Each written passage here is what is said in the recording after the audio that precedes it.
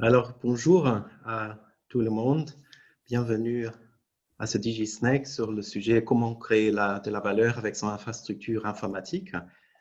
Je m'appelle Christian Helvig et je suis le modérateur de ce DigiSnack d'aujourd'hui.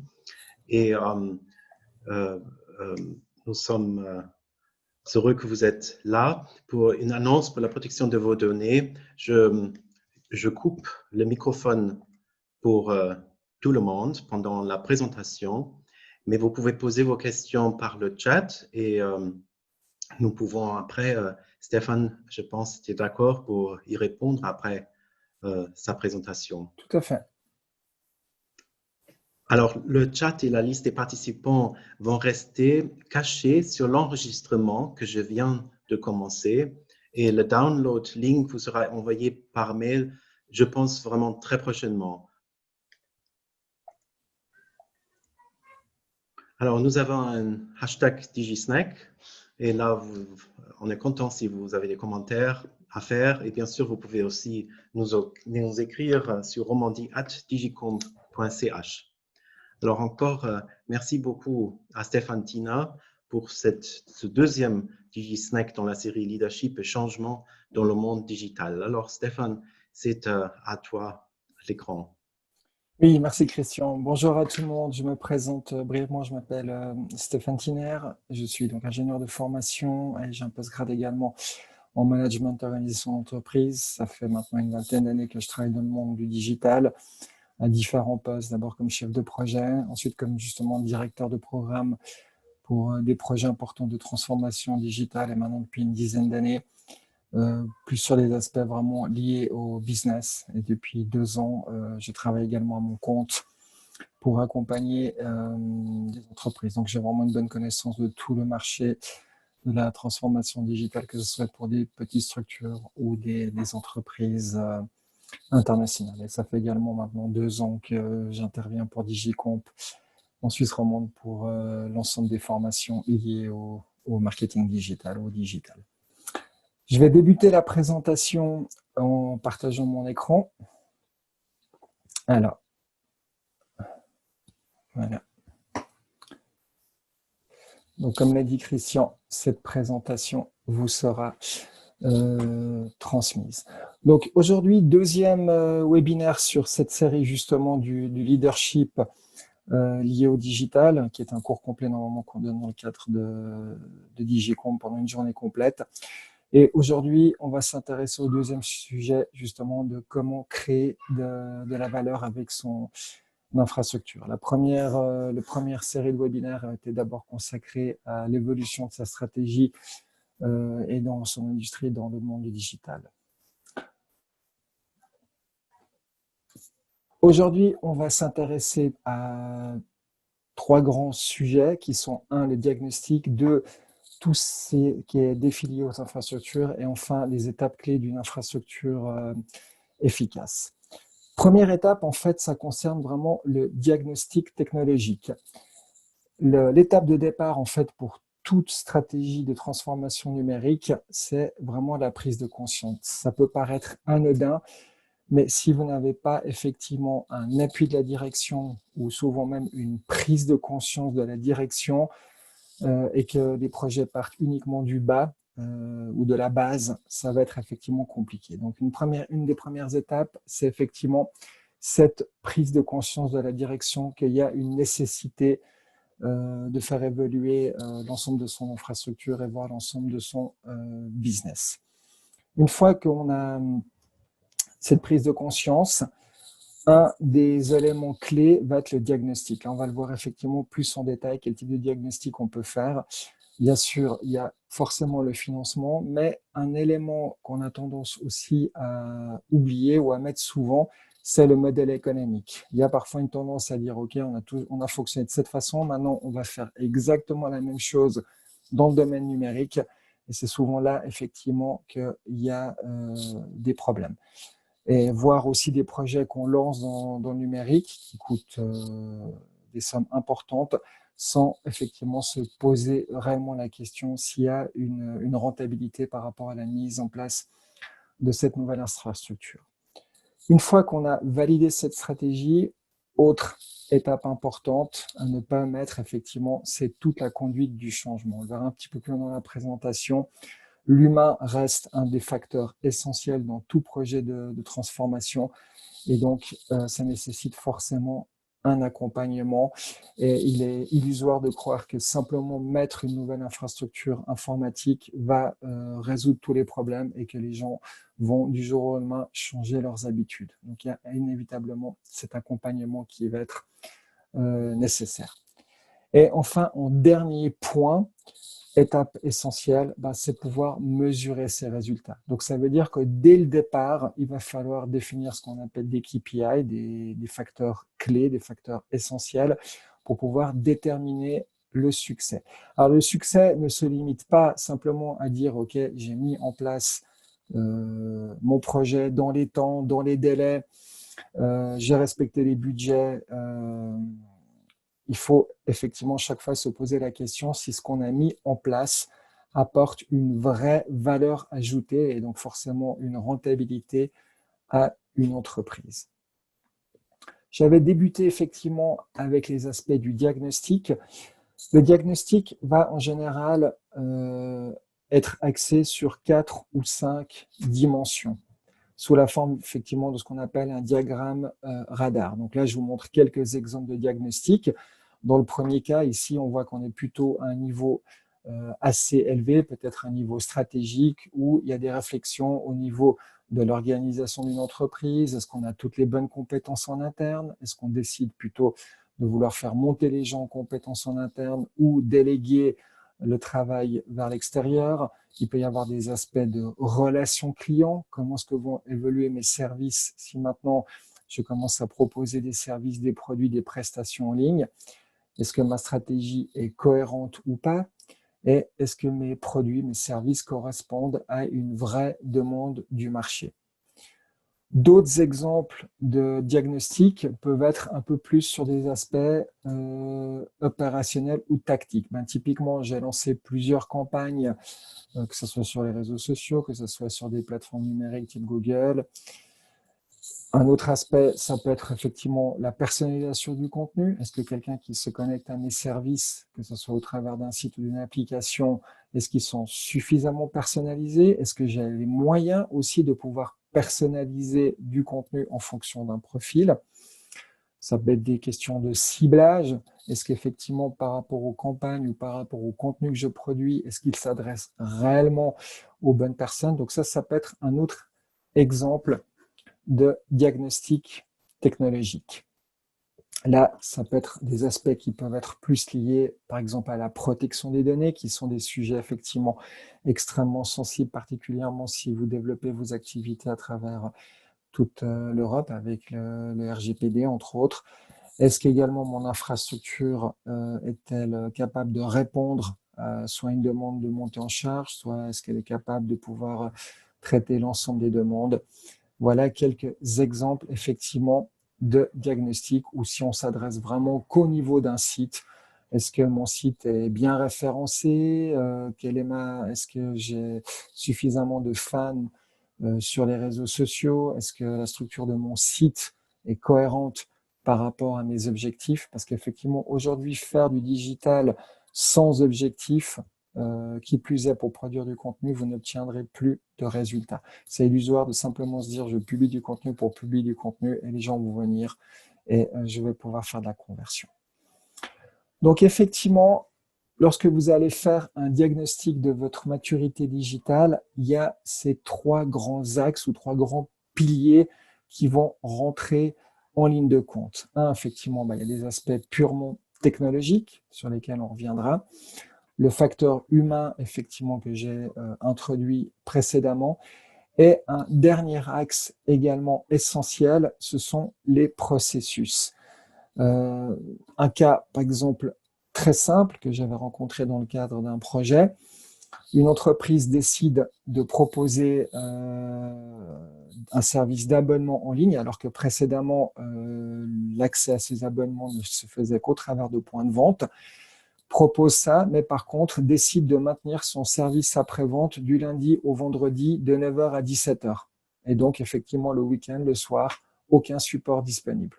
Donc effectivement, après 3 mois de lancement, il y avait eu plus de 600 à 700 demandes qui étaient arrivées en ligne parce que justement des gens voulaient s'abonner le soir, voulaient s'abonner le week-end, rencontraient parfois des problèmes, avaient des questions et le service après-vente n'était pas du tout là. Donc là, un exemple type effectivement de processus qui n'est pas adapté. Si je prends l'autre extrême, il y a des processus internes qui sont bien adaptés à un environnement physique. On lance du digital et en gros, on se dit, ah, on verra bien, tout fonctionnera, on a un nouveau système et puis on s'adaptera en fonction des demandes. Ça aussi, effectivement, en général, c'est source de problèmes.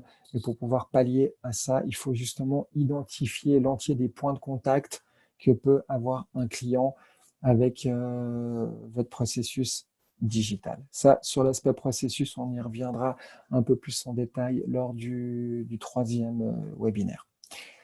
Là, je vous montre un exemple très concret qui avait été effectivement fait pour une entreprise où on retrouve effectivement ces 3 piliers.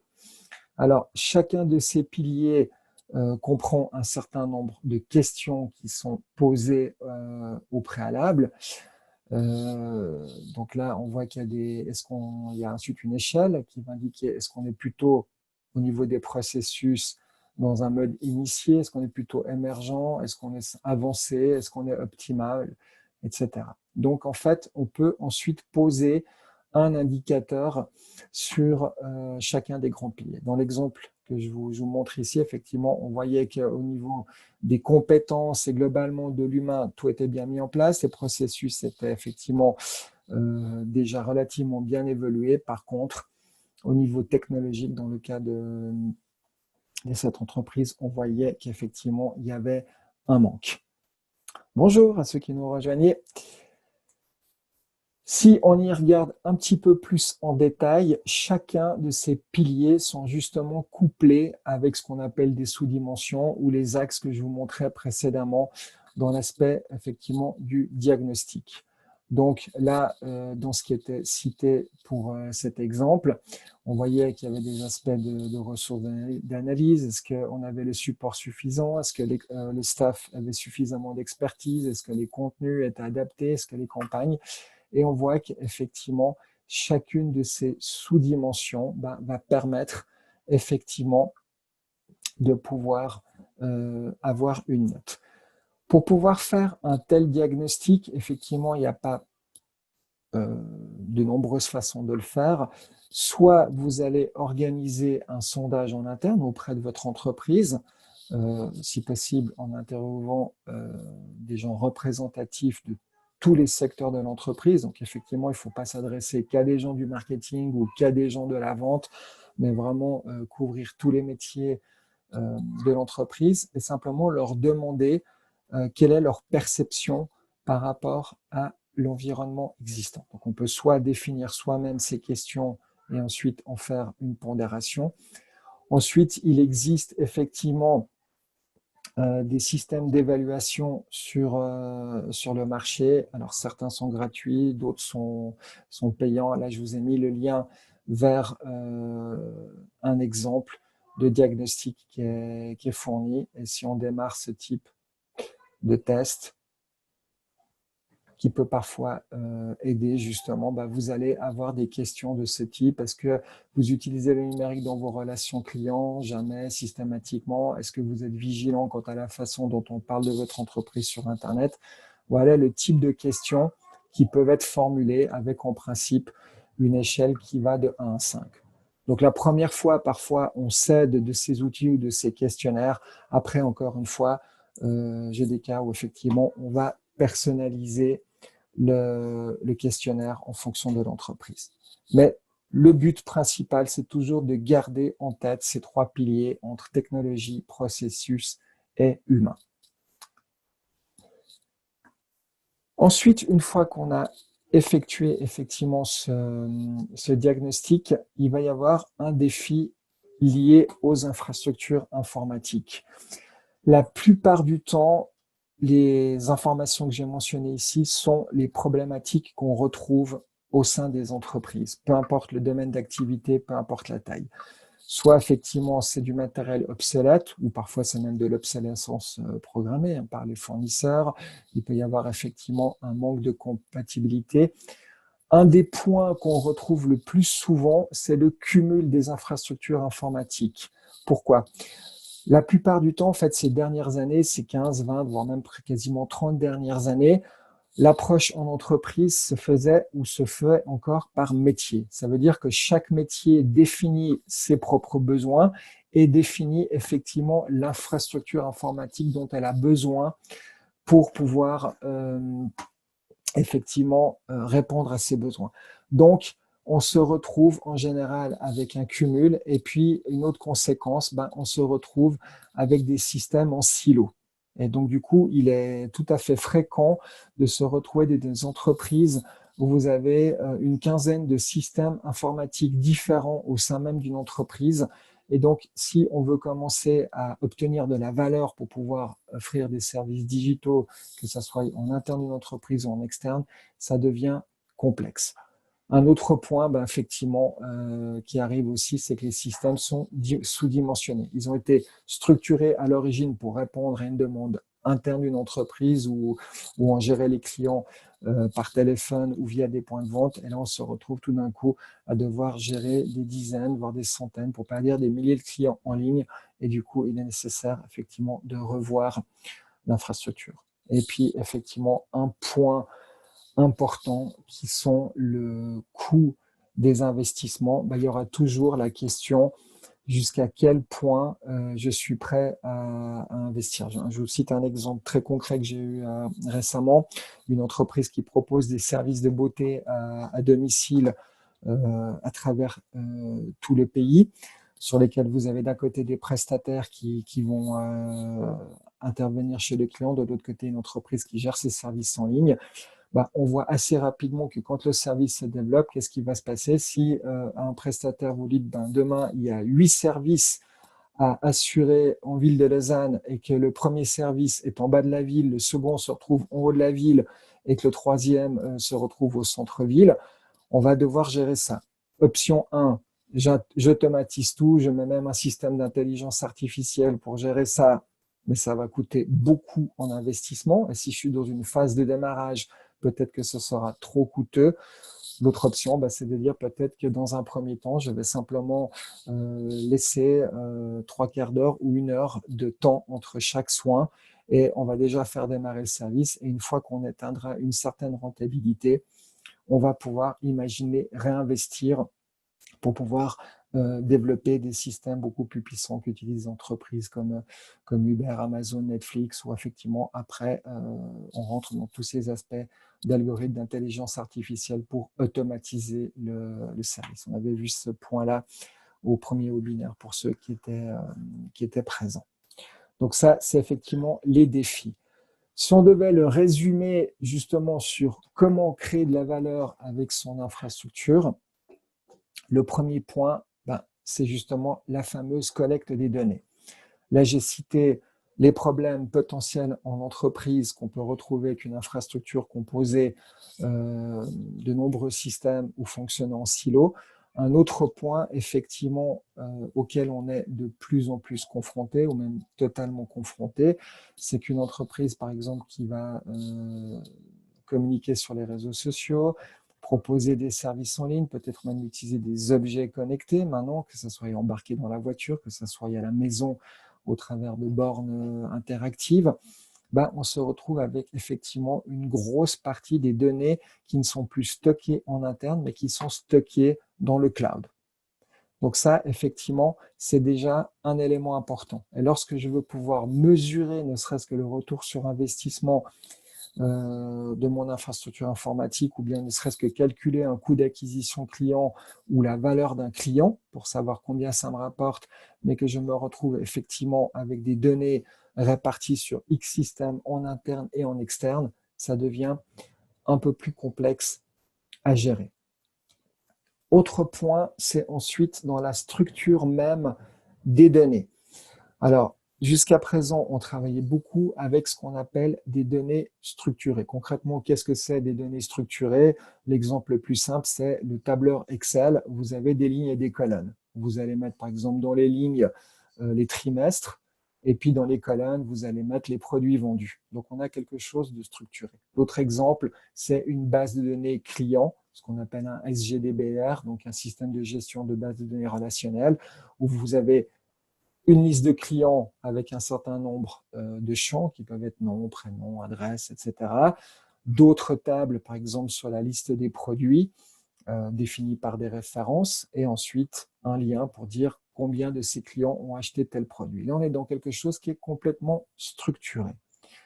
Par contre, quand vous voulez commencer justement à analyser le comportement de vos utilisateurs, si je reprenais l'exemple de ce service de soins à domicile, ben, on va se retrouver avec des gens qui vont venir peut-être consulter un site, consulter les prestations, repartir, ensuite aller sur d'autres plateformes sur les réseaux sociaux, finalement revenir sur votre site, etc.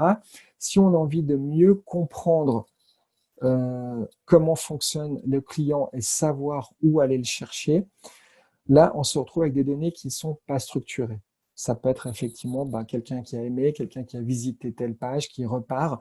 Et si on voulait structurer ça, on se retrouverait effectivement avec des équipements beaucoup trop complexes. L'exemple type aussi, c'est une page web. Effectivement, vous pouvez avoir un certain nombre de pages qui sont construites sur votre site ou sur des sites même partenaires sur lesquels vous allez faire des liens, mais ce sont uniquement des liens d'une page à l'autre. Vous n'avez pas de lien au sein même du contenu. Si maintenant j'ai envie de chercher tous les cours de leadership proposés en Suisse romande et que j'aimerais avoir une synthèse globale, si j'ai pas de système, le seul moyen que j'ai aujourd'hui, c'est d'aller consulter l'entier des pages, moi-même de lire et faire ma propre synthèse. Et là, un des gros enjeux, et qui est justement lié à ce qu'on appelle le big data, c'est qu'environ 80% des données aujourd'hui à travers le monde ne sont pas structurées. Il n'y a que 20% de données réellement structurées. Donc effectivement, des entreprises ont mis des systèmes de big data en place permettant de stocker cette information. Maintenant, on en revient au point de départ. Si j'ai des milliers de données stockées dans un système, mais que je ne suis pas capable de pouvoir les traiter, les analyser, elles ne me servent à rien. C'est pour ça qu'on est de plus en plus aussi en train de partir vers ce qu'on appelle du smart data, de dire, OK, je stocke des données, mais maintenant, est-ce que ces données sont pertinentes et est-ce que je peux en faire réellement quelque chose pour mieux exploiter mon infrastructure et surtout mieux exploiter mes données pour en créer de la valeur. Et donc, effectivement, le troisième point, c'est cette fameuse extraction de la valeur au sein d'une entreprise. J'ai parfois des entreprises même sur des choses très simples, qui ont des bases de données clients, qui ont des données, et puis finalement, on se rend compte que même d'entreprises qui ont des bases de données de 15, 20 000 clients, voire plus, et que finalement, quand il s'agit réellement d'exploiter des données, on se rend compte que parfois, on peut exploiter à peine 5% des données. Parce que soit les données sont plus à jour, soit elles sont pas cohérentes, soit on n'arrive pas à les récupérer, ou alors pour les récupérer, ça met énormément de temps. Et donc, ça devient effectivement un réel problème. Et toutes les entreprises aujourd'hui qui réussissent à aller de l'avant ou qui ont des succès sont justement des entreprises qui ont réussi à extraire ces valeurs sous forme d'algorithmes, sous forme d'analyse et de pouvoir ensuite effectivement très rapidement agir, voire même agir en temps réel et qui donne effectivement un avantage énorme par rapport à d'autres entreprises. Et pour conclure effectivement ce webinaire, les dernières étapes clés effectivement d'une infrastructure de services qu'on peut grosso modo grouper en ce qu'on appelle les services essentiels importants et non prioritaires. Alors, qu'est-ce qu'on entend par service essentiel? Dans le cas d'une entreprise, les services essentiels peuvent être par exemple un CRM, un système de gestion de la relation client. Ça peut être un ERP qui permet de gérer l'entier des ressources au sein d'une entreprise pour pouvoir même faire de la planification financière, de la planification de ressources. Ça peut être aussi, par exemple, la gestion des transactions financières. Si vous proposez des services qu'ils soient en ligne, en magasin ou même par téléphone, il y a un moment, il va falloir pouvoir avoir un historique des transactions. Si on ne les a pas, ça va devenir très compliqué. Ça, ce sont vraiment des services essentiels. Donc, ce qu'on entend, par exemple, par service important, ça peut être tout simplement un gestionnaire des courriers pour tout ce qui est courrier électronique. Effectivement, si on n'a pas de courrier électronique, ça va devenir compliqué de communiquer ou d'échanger avec des clients. Ça peut être aussi une console de gestion. Si même dans des points de vente aujourd'hui, de plus en plus, les systèmes se font via une interface web, on a une console qui permet d'accéder à l'entier des données. Effectivement, si cette console de gestion ne fonctionne pas, ça devient un problème. Surtout quand il faut gérer des stocks qui peuvent être soit vendus physiquement en magasin, soit vendus en ligne. Ça, c'est souvent typiquement la gestion de stock et fait partie de ces fameux services importants, voire même parfois essentiels, parce qu'il n'y a effectivement rien de plus énervant que quand on commande quelque chose en ligne, on nous dit que le produit est en stock, et puis finalement, 2 heures après, on reçoit un mail, voire des fois le lendemain, pour dire non, finalement, le produit n'est plus en stock, ou alors on doit le recommander. On vous avait annoncé 3 jours de délai, il faudra attendre 4 semaines. Ça, c'est un exemple de service important. Et puis évidemment, arrivent en dernier les services non prioritaires. Les services non prioritaires, en général, ce sont des services qui sont utilisés uniquement par une petite équipe. Ça peut être, par exemple, une gestion par tableau de bord. Ça peut être aussi un système de business intelligence pour aller récupérer des données, en tirer ensuite des rapports.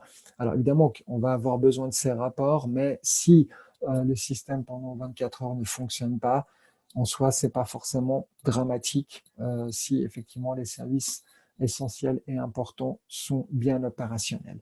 Donc là, il y a cette hiérarchisation de ces 3 services. Et ensuite, pour chacun de ces services, on va ensuite développer ça de manière horizontale.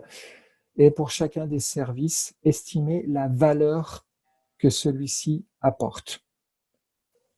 La valeur, après, elle peut être calculée sous différentes formes. Évidemment, le plus simple, ça peut être une valeur monétaire. Grâce à ce service, pour 1 franc investi, ça nous en rapporte 2.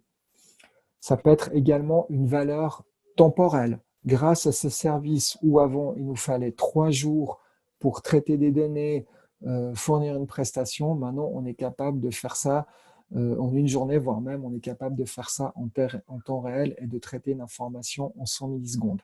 Ça peut être effectivement une valeur. Après, ça peut être tout simplement une valeur pertinente par rapport à un client. Est-ce que le fait de stocker telle information concernant un produit ou un client, est-ce qu'elle est réellement pertinente ou pas? Est-ce qu'on a de toute façon besoin de cette information ou finalement, ok, on l'a, mais elle nous apporte peu? Ensuite, on va cartographier les services pour voir les dépendances. Est-ce qu'effectivement, pour pouvoir obtenir cette donnée ou cette information, je dois pouvoir extraire des données qui proviennent d'un autre service? Ça peut être un exemple. Et après, il y a ces fameux points de contention ou limites. Il y a un moment ou un autre. Est-ce que mon infrastructure est capable de supporter telle ou telle charge? Ou quel est le délai que je m'autorise en termes de service? Est-ce que mon service peut ne pas fonctionner pendant 5 minutes, 15 minutes, 1 heure? Donc, on va effectivement étudier toute cette capacité. Et le dernier point, c'est cette fameuse réplication aussi pour garantir un service. Si mon système tombe complètement en panne, est-ce que j'ai un système capable de prendre le relais? Si à un moment je perds mes données ou qu'un système n'est plus accessible, est-ce qu'éventuellement un autre serveur, une autre infrastructure peut prendre le relais? Donc ça, ces éléments-là vont être importants. Puis effectivement, par rapport à chacun de ces services ici, vous allez pouvoir définir les tâches à effectuer. Voilà, donc c'était un bref aperçu effectivement des étapes clés pour pouvoir définir la valeur par rapport à votre infrastructure informatique. Je ne sais pas si vous avez maintenant des questions par rapport à ce sujet. Merci Stéphane. Merci beaucoup, Christian. Je vois qu'il y a quelqu'un qui écrit une question. Alors, voilà. Alors, je vois que la question, c'est effectivement pour les usages bureautiques courants, Office 360 répond notamment aux besoins digitaux collaboratifs et permet les synergies de l'écosystème Microsoft. Alors, est-ce qu'il existe une alternative? Oui, alors aujourd'hui, parmi les grandes alternatives, il y a effectivement Google qui propose aussi une suite de ce type. Amazon propose aussi des prestations de ce type. Et là, ça tombe bien que vous citiez effectivement le cas d'Office 365. Quand je vous parlais avant de ce système de réservation en ligne, cette entreprise utilise justement un des outils qui s'appelle Microsoft Bookings, qui est une fonctionnalité offerte par Office 365 qui permet de proposer des services en ligne et de gérer des réservations de clients. Donc là, on se dit, ah ben, c'est super, je vais pouvoir partager ça. En plus, on peut gérer des employés ou des partenaires personnels. Typiquement, une des problématiques auxquelles j'ai été confronté, c'est que sur Bookings de base, il n'y a pas de tracking. Ça veut dire que si vous avez un site web et qu'ensuite les gens partent sur l'interface de réservation, vous perdez cette information. Donc, vous faites une promotion, les gens cliquent, arrivent dessus, vous ne savez pas à la fin si la personne est réservée parce que vous avez fait une pub ou si elle est arrivée par hasard. Autre point problématique, cette entreprise a un système en ligne et également une application. Alors, heureusement, Office 365 offre ce qu'on appelle une API qui permet de mettre des passerelles entre différents systèmes. Et là, typiquement, il a fallu faire appel à toute cette API pour pouvoir récupérer des données entre Office 365 et les systèmes liés à l'application et les systèmes de gestion complet de clients. Donc là, effectivement, selon ce qu'on veut faire, et si on veut réellement créer de la valeur, il va falloir interfacer ces systèmes. Maintenant, évidemment que si on est juste dans un besoin de bureautique simple, de partage de données, effectivement, après, aujourd'hui, le choix se fera essentiellement, je dirais, entre la suite de Google ou la suite de Office. Ou après, il existe quelques solutions open source. Ouais. J'espère avoir répondu à la question de Steve Scheidegger. Je ne sais pas s'il y a d'autres questions. Peut-être j'en ai une, Oui. Stéphane, pour les services essentiels et pour donner plutôt la colonne valeur de chaque service. Oui. Est-ce que c'est pas toujours évident de donner une valeur au service, non? Par exemple, si tu as une commande pour le frigo et puis il n'arrive pas dans les 2 jours et il a besoin de 4, donc on sait ça, cette valeur. Mais Après, effectivement, c'est pas, de prime abord, c'est pas évident, mais c'est pour ça que c'est important de se rattacher à un objectif. Quel est l'objectif réel de l'entreprise? Est-ce que finalement, l'objectif de l'entreprise, c'est de vendre un maximum de services et par contre, en garantissant un service après-vente, je dirais de moyenne qualité, ou de dire, ma foi, on accepte qu'il y a des délais assez importants. Si par contre, on est une entreprise où le service après-vente est extrêmement important et que ça fait partie de l'image de l'entreprise ou des valeurs de l'entreprise, effectivement, la valeur typiquement de délai ou de, par exemple, un autre exemple qui est de traiter toutes les demandes clients dans un certain temps. Ça peut être effectivement une valeur. Et donc, est-ce qu'on a le système qui permet de pouvoir non seulement être capable de recevoir toutes les demandes de façon centralisée et pas juste dans une boîte aux lettres, et malheureusement, parce que j'ai vécu la personne est 2 semaines en vacances, puis pendant 2 semaines, on ne traite pas les demandes clients. Et puis aussi, est-ce qu'on a les moyens de mesurer le temps qu'il a fallu entre le moment où on a reçu la réponse, traiter la demande, répondre à la demande et clôturer le cas. Ça peut être un exemple effectivement de valeur.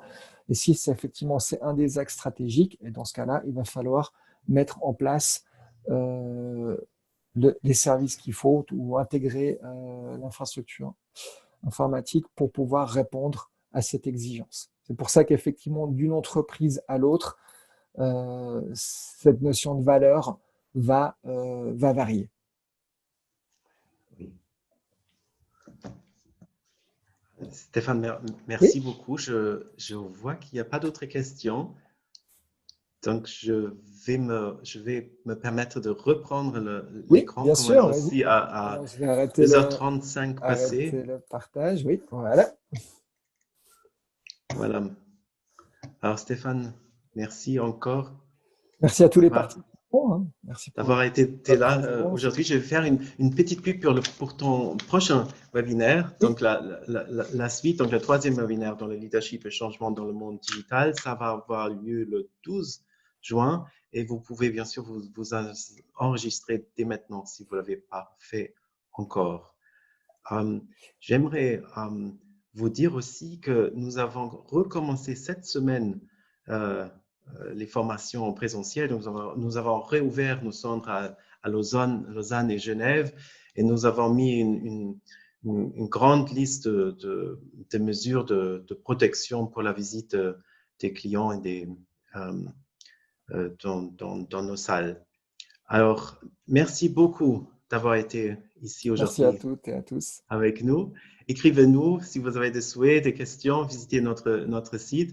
Et sinon, j'espère de vous revoir bientôt dans nos salles ou pour le prochain DigiSnack avec Stéphane.